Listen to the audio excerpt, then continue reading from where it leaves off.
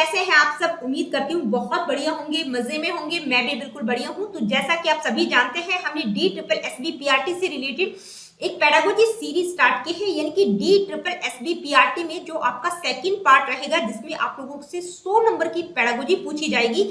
उसी के लिए हम यहाँ पर तैयारी कर रहे हैं, उसी से रिलेटेड मैं वीडियोस आप लोगों के लिए डाल रही हूँ। तो रिसेंटली मैंने आप लोगों को थ्योरीज करवाई है डेवलपमेंट की।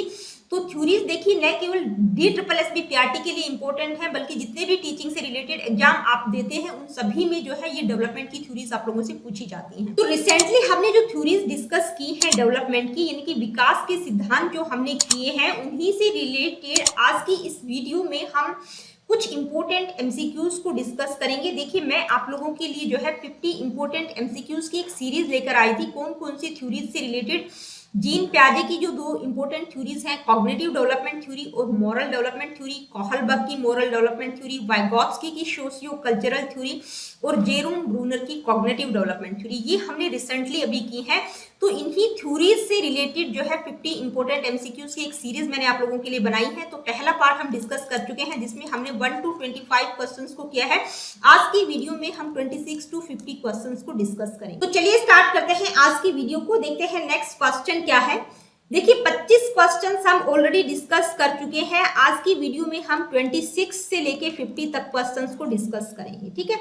Vygotsky introduced the concept of the zone of proximal development। देखिए, ये कॉन्सेप्ट किसके द्वारा दिया गया है? Zone of proximal development.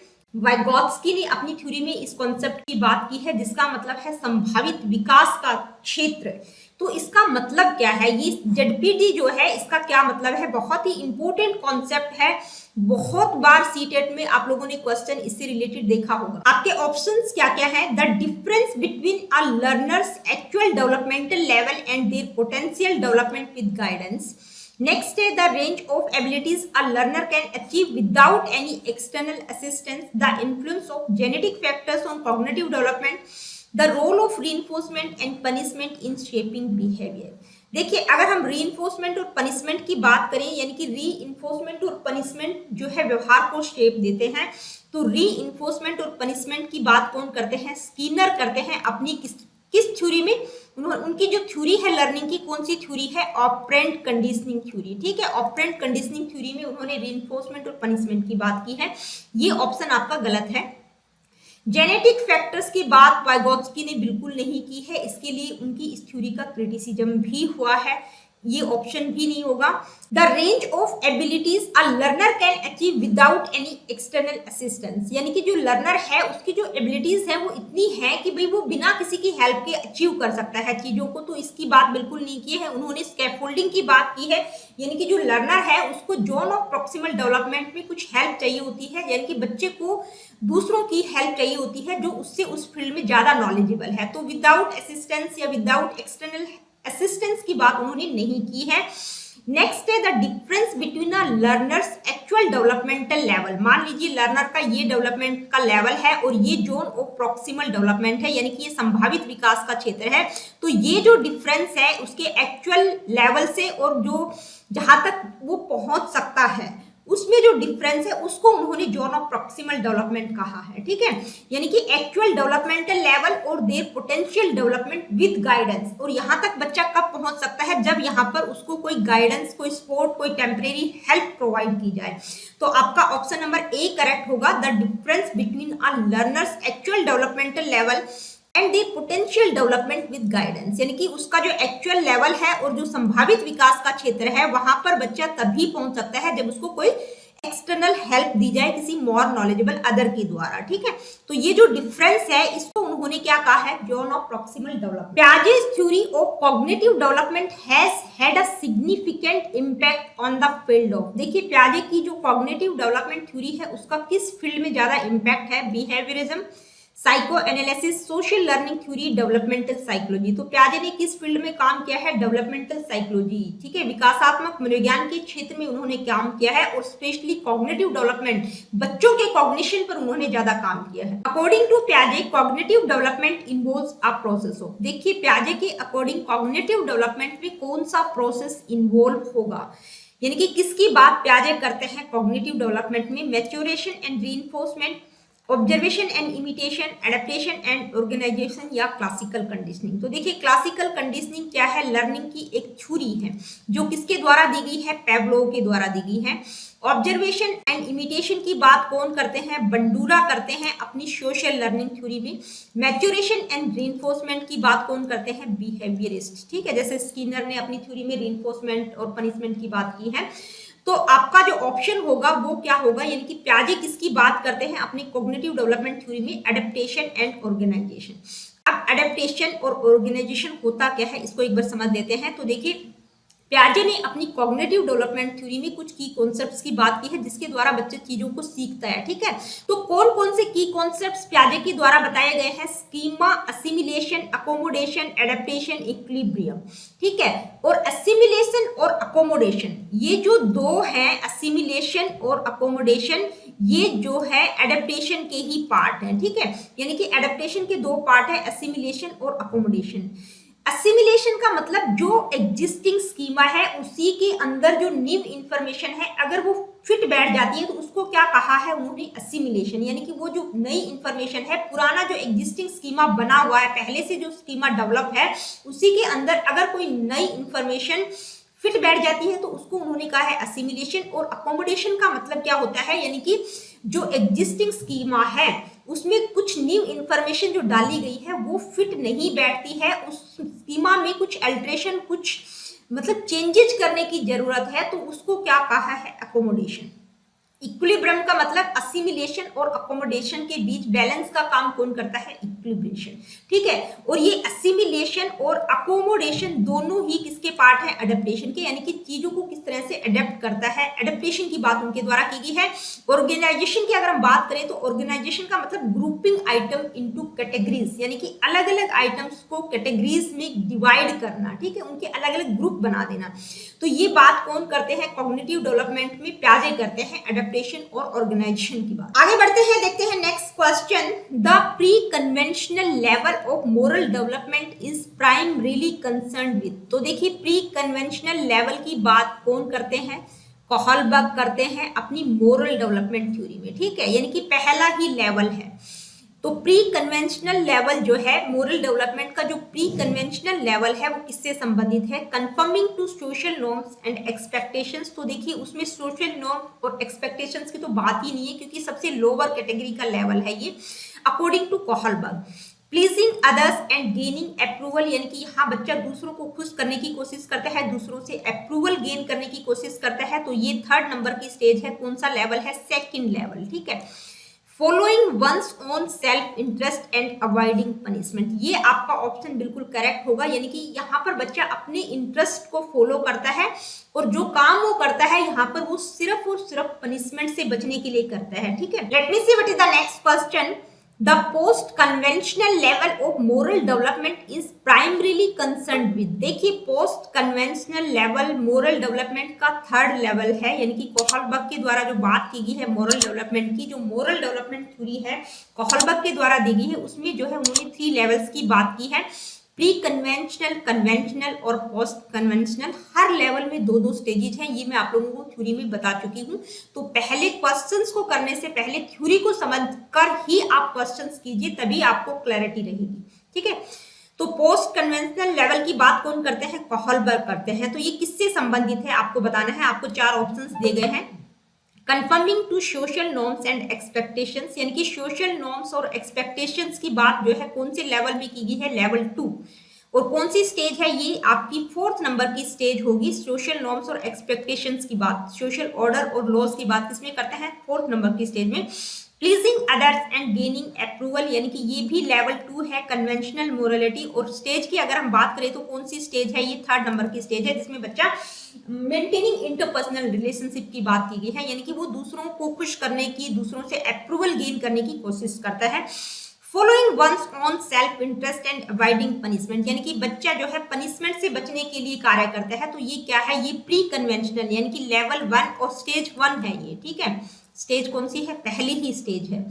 Considering the broader ethical principles and consequences, यानी कि यहाँ पर जो बच्चा है, जो व्यक्ति है, वो क्या करता है, इथिकल प्रिंसिपल्स को कंसीडर करता है, उसके कॉन्सिक्वेंसेस को, यानी कि यहाँ पर अपने बारे में न सोचकर दूसरों को ज्यादा महत्ता दी जाती है। तो ये क्या है, ये लेवल 3 है, पोस्ट कन्वेंशनल मोरालिटी। और स्टेज की अगर हम बात करें तो कौन सी स्टेज की बात हो रही है, 6 नंबर की स्टेज है, जिसमें इथिकल प्रिंसिपल्स पर फोकस किया जाता है। Let me see what is the next question. According to Vygotsky, more knowledgeable other, MKO। देखिए MKO की फुल फॉर्म क्या होगी, मोर नॉलेजेबल अदर। आप लोगों से फुल फॉर्म भी पूछी जा सकती है, ZPD, MKO, ठीक है। तो MKO का मतलब क्या है, मोर नॉलेजेबल अदर का मतलब क्या है, जिसकी बात वाइगोत्स्की अपनी थ्योरी में करते हैं।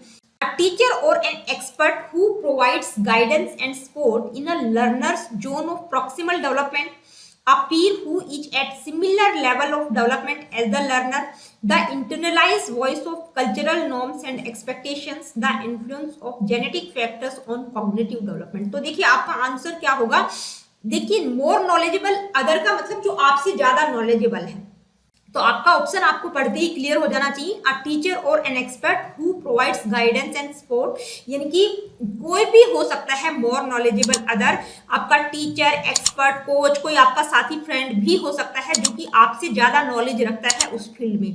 जहां पर तो कौन होगा, टीचर, एक्सपर्ट या कोई आपका साथी, फ्रेंड, जो प्रोवाइड करेगा गाइडेंस और सपोर्ट कहां पर, बच्चे को जोन ऑफ प्रॉक्सिमल डेवलपमेंट में, यानी कि उसका जो पोटेंशियल डेवलपमेंट का लेवल है, जहां तक वो पहुंच सकता है संभावित विकास के क्षेत्र में, उसको जो गाइडेंस और सपोर्ट प्रोवाइड करता है वो होगा मोर knowledgeable other. Next question, Vygotsky socio cultural theory emphasises the importance of cultural tools which can include. देखिए वाइगोत्स्की की थ्योरी अपने आप में क्या कहती है, सोशियो कल्चरल थ्योरी है। तो इसमें जो है कल्चरल टूल्स की बात की गई है। तो कल्चरल टूल्स से यहाँ क्या मतलब है, language, symbols and science. Cultural tool का मतलब वहां के सांस्कृतिक उपकरण, यानी कि जिस कल्चर में बच्चा पल बढ़ रहा है तो वहां पर वो किस तरह की चीजों को यूज कर रहा है, वो मेनली पूछा गया है। नेक्स्ट है reinforcement and punishment, genetic predisposition, observational learning from role models. तो देखिए ऑब्जर्वेशनल लर्निंग की बात कौन करते हैं, बंडूरा करते हैं अपनी सोशल लर्निंग थ्योरी में। जेनेटिक प्रीडिस्पोजिशन की बात उनके द्वारा की ही नहीं गई है, जेनेटिक्स की बात उन्होंने बिल्कुल अवॉइड की है, उसको बिल्कुल निग्लेक्ट किया है जेनेटिक फैक्टर्स को। रीइंफोर्समेंट और पनिशमेंट की बात किसके द्वारा की गई है, स्किनर, यानी कि जो भी बिहेवियरिस्ट है उन्होंने रीइंफोर्समेंट पनिशमेंट की बात की है। तो क्या होगा आपका, लैंग्वेज, सिंबल एंड साइंस। ये क्या है, ये कल्चरल टूल्स है, यानी कि जिस संस्कृति में बच्चा पल बढ़ रहा है वहां की लैंग्वेज क्या है, वहां के सिंबल्स, साइंस क्या रहेंगे, वहां के रिचुअल्स क्या है, ये क्या है, कल्चरल टूल्स। नेक्स्ट क्वेश्चन क्या है, आइए देखते हैं। According to Kohlberg, moral development progress through a sequence of stages that are, यानी कि कोहलबर्ग ने अपनी मोरल डेवलपमेंट थ्योरी में स्टेजेस की बात की है। तो वो जो स्टेजेस हैं वो किस तरह की हैं, यूनिवर्सल एंड सीक्वेंशियल है, यानी कि यूनिवर्सल सार्वभौमिक और सीक्वेंशियल है। वेरिएबल एंड कॉन्टेक्स्ट डिपेंडेंट है, यानी कि वो वेरी करती हैं या कॉन्टेक्स्ट का इफेक्ट उन पर रहता है, कॉन्टेक्स्ट पर डिपेंड करती हैं, यानी कि समाज, सोसाइटी के कल्चर पर डिपेंड करती हैं। रिग्रेसिव एंड अनप्रिडिक्टेबल है, कल्चरल एंड सोशली डिटरमाइंड है।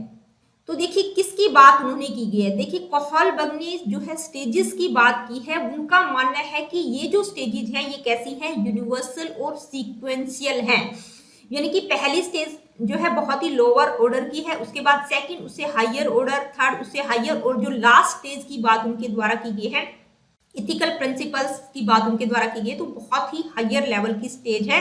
और उनका मानना है कि बच्चा चाहे कहीं पर भी रहे, इंडिया में रहे, अमेरिका में रहे, कहीं पर भी रहे, उन पर किसी भी कल्चरल कॉन्टेक्स्ट का प्रभाव नहीं पड़ेगा। वो क्या है, यूनिवर्सल और सीक्वेंशियल है, सीक्वेंस में ही रहेंगी। Next question, the first level of moral development in Kohlberg's theory is called. देखिए पहला जो लेवल है कोहलबर्ग की मोरल डेवलपमेंट थ्योरी में वो कौन सा है, वो आपको बताना है। बहुत ही सिंपल क्वेश्चन है, ये मैं आप लोगों को बिल्कुल नहीं बता रही हूँ, ये आप मुझे कमेंट करके बताएंगे, मुझे भी पता चले कि आप लोगों ने थ्योरी को पढ़ा है कि नहीं, ठीक है। Let me see what is the next question.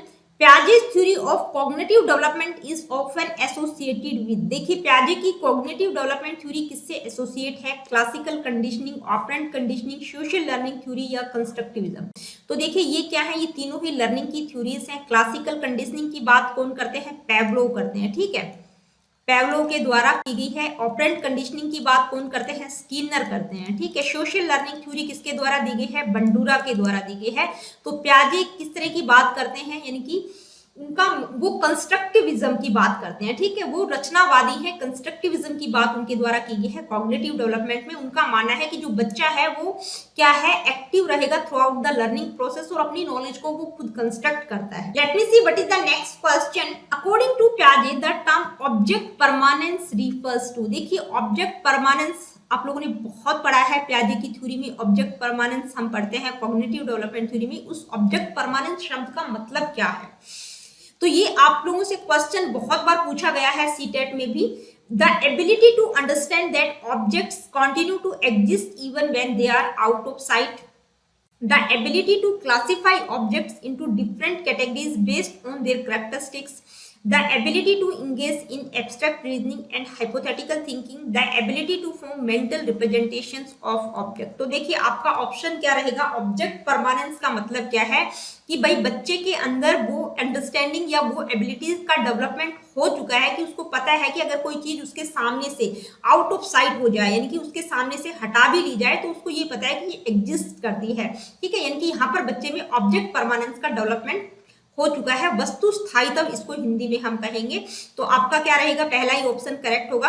अगर हम सेकंड ऑप्शन को देखें तो देखिए classify objects into different categories, यानी कि जहां पर हम क्लासिफिकेशन की बात कौन सी स्टेज में करते हैं, कॉन्क्रीट ऑपरेशनल स्टेज जो कि 3rd नंबर की स्टेज है, उसमें करते हैं। एब्स्ट्रैक्ट रीजनिंग और हाइपोथेटिकल थिंकिंग की बात 4th स्टेज में करते हैं। और मेंटल रिप्रेजेंटेशंस ऑफ ऑब्जेक्ट्स, यानी कि बच्चा सिंबॉलिक तरीके से चीजों को समझता है, ये कौन सी स्टेज में हम बात करते हैं, 2nd स्टेज में। Let me see what is the next question. According to पियाजे the term immanent justice refers to. देखिए पियाजे के अकॉर्डिंग इमैनेंट जस्टिस का क्या मतलब है, तो पहले तो आप लोगों को पता होना चाहिए कि ये जो इमैनेंट जस्टिस शब्द का प्रयोग पियाजे ने अपनी कौन सी थ्योरी में किया है, कॉग्निटिव डेवलपमेंट थ्योरी में या मोरल डेवलपमेंट थ्योरी में। तो इस टर्म का प्रयोग पियाजे ने अपनी मोरल डेवलपमेंट थ्योरी में किया है। इस टर्म का मतलब क्या है इमैनेंट जस्टिस का, वो आपको बताना है। थ्योरी जब मैंने आप लोगों को करवाई थी तो इस वर्ड को हाईलाइट भी मैंने किया था, आप लोगों को एक्सप्लेन भी किया था, ठीक है। तो क्वेश्चंस जब आप करते हैं तो पहले जो है कॉन्सेप्ट की क्लैरिटी होनी चाहिए। फर्स्ट ऑप्शन है the believe that moral rules are subjective and can be change. देखिए ये बिलीव कि भाई मोरल रूल सब्जेक्टिव है और उनको चेंज किया जा सकता है, क्या इमैनेंट जस्टिस का ये मतलब है। The consideration of others perspectives in moral decision making, यानी कि मोरल डिसीजन में जो है दूसरों के पर्सपेक्टिव को कंसीडर करना। नेक्स्ट है the understanding that moral rules are universal and unchangeable, या जो मोरल रूल्स हैं वो यूनिवर्सल और अनचेंजेबल हैं, इसकी समझ होना। नेक्स्ट है the belief that violations of moral rules will inevitably lead to punishment, यानी कि जो मोरल रूल्स हैं उनको अगर वायलेट किया जाता है, उनको तोड़ा जाता है तो सीवियर पनिशमेंट दिया जाएगा, ये मतलब है इमैनेंट जस्टिस का। तो ये बिल्कुल सही है। इमैनेंट जस्टिस का मतलब है the belief that violations of moral rules will inevitably lead to punishment, यानी कि अगर कोई मोरल रूल्स को तोड़ता है तो उसको सीवियर पनिशमेंट दिया जाएगा। इमैनेंट जस्टिस का ये मतलब है अकॉर्डिंग टू पियाजे। नेक्स्ट क्वेश्चन है according to Vygotsky cognitive development is influenced by. देखिए वाइगोत्स्की के अकॉर्डिंग कॉग्निटिव डेवलपमेंट किसके द्वारा इन्फ्लुएंस होता है, तो किसके द्वारा होता है, genetic factors, individual maturation, environmental stimuli या social interaction and cultural tools. तो थ्योरी के नाम से ही हमें क्लियर हो जाना चाहिए कि उन्होंने किसकी बात की है, सोशल इंटरेक्शन और कल्चरल टूल्स की बात की है। उनकी थ्योरी जो कॉग्निटिव डेवलपमेंट की है, लेकिन बात वो किसकी करते हैं, सोशल इंटरेक्शन और कल्चरल टूल्स पर उन्होंने बहुत ज्यादा फोकस किया है। आगे बढ़ते हैं, देखते हैं next question. Piaget's theory emphasizes the importance of moral realism। देखिए पियाजे की थ्योरी मोरल रियलिज्म के इंपोर्टेंस पर इंफेसाइज करती है, बल देती है, जिसका मतलब क्या है, किसका मतलब मोरल रियलिज्म का क्या मतलब है, ठीक है। तो ये जो मोरल रियलिज्म शब्द है ये हमने पियाजे की कौन सी थ्योरी में पढ़ा है, मोरल डेवलपमेंट थ्योरी में, ठीक है। तो एक शब्द हमने यूज किया है मोरल रियलिज्म और दूसरा था मोरल रिलेटिविज्म। तो मोरल रिलेटिविज्म और मोरल रियलिज्म का मतलब क्या होता है, ठीक है। यहाँ पर सिर्फ आप लोगों से किसका मतलब पूछा गया है, मोरल रियलिज्म, लेकिन मैंने जब थ्योरी करवाई थी तो दोनों को आप लोगों को एक्सप्लेन किया था। तो मोरल रियलिज्म का क्या मतलब है, the believe that moral rules are flexible and context dependent, यानी कि जो मोरल रूल्स हैं वो फ्लेक्सिबल है, उनको चेंज किया जा सकता है, वो कॉन्टेक्स्ट पर डिपेंड करते हैं, ठीक है। Next, the ability to consider others perspectives in moral decision making, यानी कि जो मोरल डिसीजंस जब लिए जाते हैं तो उसमें दूसरों के पर्सपेक्टिव को कंसिडर करना। The understanding that moral rules are universal and unchangeable, या ये समझ पैदा होना कि भाई जो मोरल रूल्स हैं वो क्या है, यूनिवर्सल और अनचेंजेबल है। The focus on personal needs and desires in moral reasoning, या जो मतलब नैतिक तर्क है उसमें जो पर्सनल नीड्स और डिजायर्स हैं उन पर फोकस करना। तो देखिए मोरल रियलिज्म का मतलब क्या है, ये जो आप लोगों ने मोरल डेवलपमेंट थ्योरी अगर आप लोगों ने पढ़ी है प्याजे की, तो उसमें उन्होंने 2 स्टेजेस की बात की है, मेनली 2 स्टेजेस बताई हैं। एक हिट्रोनोमस मोरलिटी जिसको उन्होंने मोरल रियलिज्म का नाम दिया है, यानी कि वो मोरलिटी जो बाहर से इम्पोज की जाती है, बाहर से थोपी जाती है कि भाई जो रूल्स हैं वो यूनिवर्सल है, वो अनचेंजेबल है, उनको चेंज नहीं कर सकते।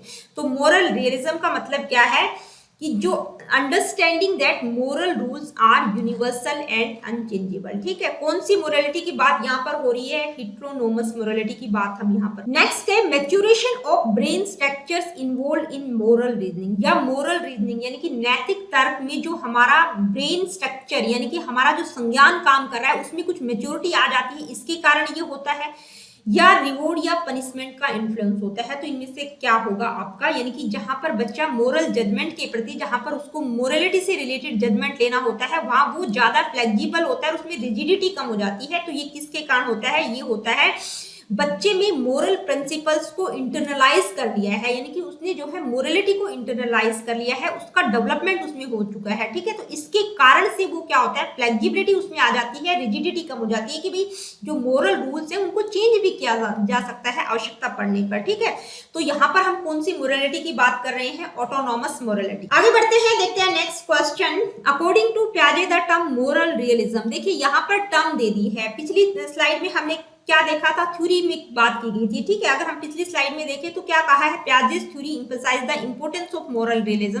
तो क्वेश्चन को हल्का सा चेंज किया है, ठीक है, मोरल रियलिज्म की ही बात की गई है। मोरल रियलिज्म का मतलब क्या है, तो जस्ट अभी हमने किया है, मोरल रियलिज्म का मतलब क्या है, जो मोरल रूल्स है वो यूनिवर्सल है, अनचेंजेबल है, उनको चेंज नहीं किया जा सकता। हिट्रोनोमस मोरलिटी की बात हम यहाँ पर कर रहे हैं, ठीक है, पिछली ही स्लाइड में हमने डिस्कस किया है। Let me see what is the next question. Vygotsky socio cultural theory emphasises the importance of, देखिए वाइगोत्स्की का जो सामाजिक सांस्कृतिक सिद्धांत है वो किस चीज की महत्ता पर बल देता है, किस चीज पर फोकस करता है, biological factors in development, individual cognitive process, social interaction and cultural context, reinforcement and punishment. तो वाइगोत्स्की किसकी बात करते हैं, social interaction and cultural context, उनकी थ्योरी के नाम से ही क्लियर पता चल रहा है, ठीक है। ये हम डिटेल में कर चुके हैं, आप थ्योरी को जरूर देखिएगा। Late me see what is the next question. According to Kohlberg, which stage of moral development is focused on maintaining good relationships and living up to others' expectations? देखिए कोहलबर्ग की मोरल डेवलपमेंट थ्योरी में जो stages दी गई हैं उनमें से आपको बताना है कि भाई ये जो स्टेज है जिसमें बच्चा रिलेशनशिप्स को मेंटेन करने की कोशिश करता है, दूसरों की एक्सपेक्टेशंस को भी वो पूरा करने की कोशिश करता है, तो वो कौन सी स्टेज है। फर्स्ट स्टेज है punishment and obedience orientation, instrumental relativism orientation, good interpersonal relationship, maintaining social order. तो देखिए आपका आंसर होगा गुड इंटरपर्सनल रिलेशनशिप, यानी कि 3rd नंबर की स्टेज है। और लेवल की अगर हम बात करें तो 2nd लेवल है, ठीक है। यानी कि यहाँ पर बच्चा अपनी रिलेशनशिप को मेंटेन करने की कोशिश करता है, दूसरों को खुश करने की कोशिश करता है, दूसरों से अप्रूवल गेन करने की कोशिश करता है। Next question.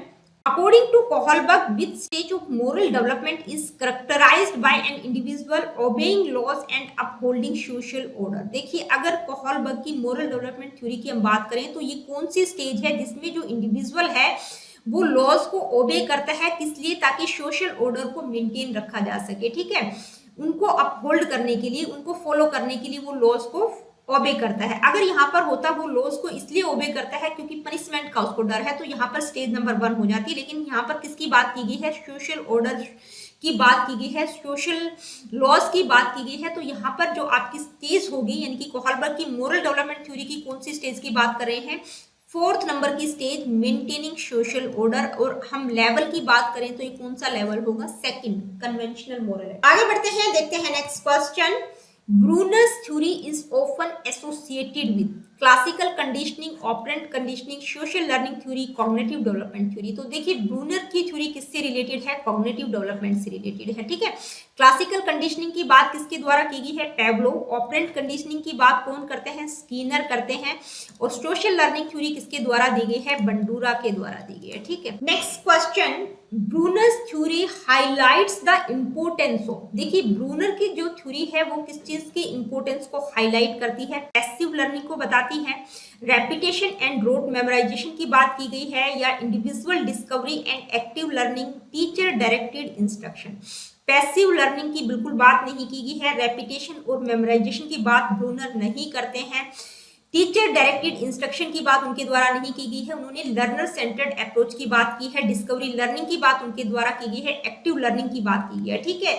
तो आपका ऑप्शन क्या होगा? Individual discovery and active learning. यानी कि जो ब्रूनर है वो एक्टिव लर्नर पर ज्यादा फोकस करते हैं। उनका मानना है कि भाई बच्चा जो है वो एक्टिव लर्नर है, वो अपनी नॉलेज को खुद डिस्कवर करता है, खुद कंस्ट्रक्ट करता है। Let me see what is the next question. प्याजे propose that moral development begins in which stage of his cognitive development theory. देखिए प्याजे की जो कॉग्निटिव डेवलपमेंट थ्योरी है उसकी किस स्टेज में बच्चे में मोरल डेवलपमेंट की शुरुआत हो जाती है, ठीक है।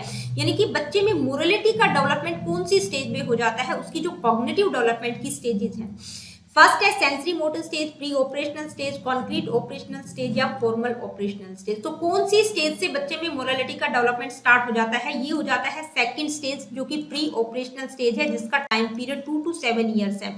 देखिए उन्होंने दो तरह की मोरालिटी की बात की है, हिट्रोनोमस मोरालिटी और ऑटोनोमस मोरालिटी। तो यहाँ पर बच्चे में हिट्रोनोमस मोरालिटी यानी कि जो बच्चा होता है उसमें मोरालिटी का डेवलपमेंट हो जाता है, लेकिन वो किस तरह की मोरालिटी होती है? बाहर से इंपोज की हुई मोरालिटी होती है। यानी कि यहाँ पर बच्चा जो है दूसरों के जो रूल्स होते हैं उनको वो फॉलो करता है, वो बच्चे के ऊपर जो थोपे जाते हैं उन रूल्स को वो फॉलो करता है। तो किस तरह की मोरालिटी का डेवलपमेंट होता है? हिट्रोनोमस मोरालिटी का। कौन सी स्टेज में हो जाता है कॉग्निटिव डेवलपमेंट की? प्री ऑपरेशनल स्टेज, जो कि second stage. Next question, Piaget's theory suggests that children progress from a heteronomous morality stage to an autonomous morality stage around the age of। देखिए अभी हमने इस क्वेश्चन में heteronomous morality का age group देखा था कि कौन सी एज में जो है बच्चे में heteronomous morality का प्रारंभ हो जाता है। तो यहाँ पर पूछा गया है कि भाई हिट्रोनोमस मोरालिटी से जो है ऑटोनोमस मोरालिटी की तरफ जब बच्चा प्रोग्रेस करता है तो उसका एज ग्रुप क्या रहेगा? कौन सी एज में जो है वो हिट्रोनोमस मोरालिटी टू ऑटोनोमस मोरालिटी की तरफ प्रोग्रेस करता है? 2 to 3 years old, 4 to 7, 8 to 11, 12 to 15। तो देखिए 4 to 7 ईयर्स हमने यहाँ पर देखा था प्री ऑपरेशनल स्टेज में, यानी कि यहाँ पर बच्चे में हिट्रोनोमस मोरालिटी का डेवलपमेंट होता है, यानी कि यहाँ पर बच्चा दूसरों के रूल्स को फॉलो करता है। लेकिन अगर हम ऑटोनोमस मोरालिटी की बात करें तो एज ग्रुप क्या रहेगा? 8 to 11 ईयर्स। यहाँ पर जब बच्चा 8 साल का हो जाता है तो उसको ये समझ पैदा हो जाती है कि भाई जो मोरालिटी है वो बाहर से इम्पोज नहीं की जाती, उसमें जो यानी कि मोरालिटी के जो रूल्स हैं उनको चेंज किया जा सकता है। यहाँ पर बच्चा मोरालिटी के जो प्रिंसिपल्स है उनको इंटरनलाइज करना सीख जाता है। Let me see what is the next question. Vygotsky's theory emphasizes the role of in cognitive development, language and communication, observational learning, genetic predisposition, internal mental process। तो देखिए किस पर ज्यादा फोकस करते हैं? लैंग्वेज और कम्युनिकेशन की बात करते हैं वाइगोत्स्की। उन्होंने लैंग्वेज और कम्युनिकेशन पर बहुत ज्यादा फोकस किया है। लैंग्वेज की 3 फॉर्म्स भी बताई है। कौन कौन सी 3 फॉर्म्स है मैंने थ्योरी में करवाई हुई है, वो आप मुझे कमेंट करके बताइएगा कि लैंग्वेज की कौन सी 3 फॉर्म्स की बात वाइगोत्स्की करते हैं। Next question, according to Vygotsky the development of higher mental functions is closely linked to. देखिए वाइगोत्स्की के अकॉर्डिंग बच्चों में हायर मेंटल फंक्शंस यानी कि उच्च मानसिक कार्यों का डेवलपमेंट किस तरह से होता है?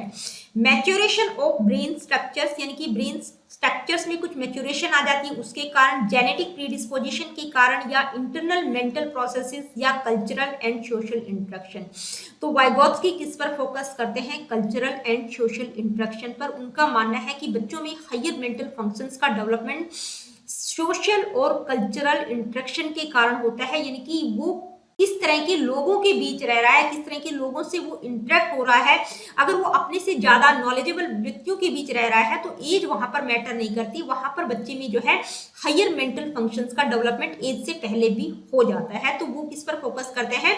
Culture and social interaction. तो दोस्तों आप लोगों के लिए जो मैं वाइगॉत्स्की, प्याजे, ब्रूनर और कोहलबर्ग से रिलेटेड जो 50 इंपोर्टेंट एमसीक्यू सीरीज लेकर आई थी वो कंप्लीट होती है। तो आज की वीडियो में इतना ही। देखिए ये क्वेश्चंस बहुत इंपॉर्टेंट है। क्वेश्चंस की प्रैक्टिस अगर आप साथ साथ कर लेंगे तो कॉन्सेप्ट की क्लैरिटी आप लोगों को और ज्यादा हो जाएगी। तो आज की वीडियो में इतना ही। मिलती हूँ आप लोगों से अपनी अगली वीडियो में। Really good, take care of yourself. देखिए अगर सेशन आप लोगों को पसंद आते हैं तो please like, share and do subscribe the education classes. किसी प्रकार का क्वेश्चन, क्वेरीज, कुछ पूछना चाहते हैं, बताना चाहते हैं, कुछ फीडबैक है या कुछ भी किसी तरह का क्वेश्चन है, आप कमेंट करके मुझे बता सकते हैं। मैं आपके हर कमेंट को पढ़ती हूँ। और अगली वीडियो में हम जो है फ्रॉइड की साइकोसेक्सुअल डेवलपमेंट थ्योरी और एरिक एरिक्सन की जो साइको सोशल डेवलपमेंट थ्योरी हमने की थी, उन दोनों थ्योरीज से रिलेटेड इंपॉर्टेंट एमसीक्यूज को डिस्कस करेंगे।